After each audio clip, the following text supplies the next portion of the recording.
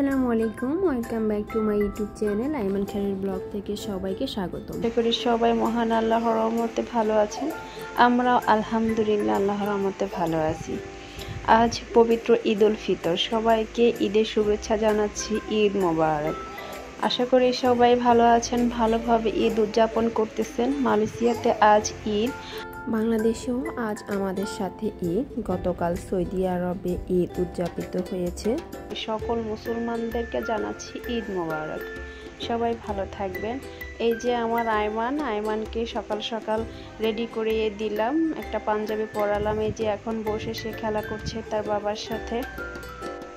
আজ বসের বাসায় সকলেরই দাওয়াত, তাই কিছুক্ষণ পর রেডি হয়ে বের হব, বসের বাসার দিকে সবাই যাব। আর যেহেতু আত্মীয় স্বজন কেউ নেই এখানে তাই সকাল সকালে সবার সাথে মোবাইলে ঈদের কুশল বিনিময় করে নিলাম এবং শুভেচ্ছা জানিয়ে নিলাম। সবার সাথে কথা বললাম, শ্বশুরবাড়ি এবং বাবার বাড়ির সবার সাথে কথা বলে নিলাম। সবাইকে খুব মিস করতেছি, কিছু করার নেই। আসলে যেহেতু দূরে আছি তাই সবার সাথে কথা বলে নিলাম মোবাইল। বাবা বাবা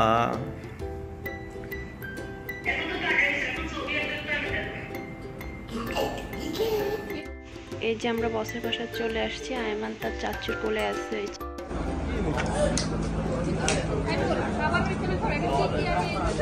ঠিক আছে, দিচ্ছে দিচ্ছে।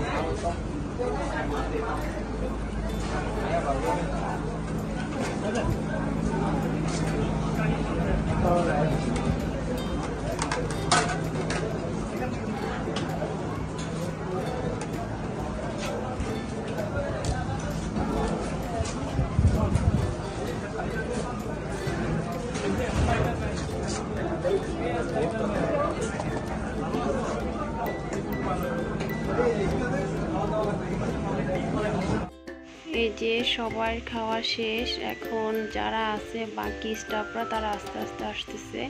এই যে মালাই এক স্টাফ, উনি এখন আসছে। আর এরা হলো যে বিভিন্ন সাংবাদিকরা হলো বাংলাদেশের বিভিন্ন নিউজ চ্যানেলের সাংবাদিক, যারা মালয়েশিয়ার হয়ে রিপোর্ট করে, যেমন আর টিভি, এটিএন বাংলা এবং সময় টিভি চ্যানেলের নিউজ রিপোর্টাররা, তারাও আসছে, তাদেরকেও দাওয়াত দেওয়া হয়েছে। যাই হোক, এই হলো আইমানের ঈদ সালামি।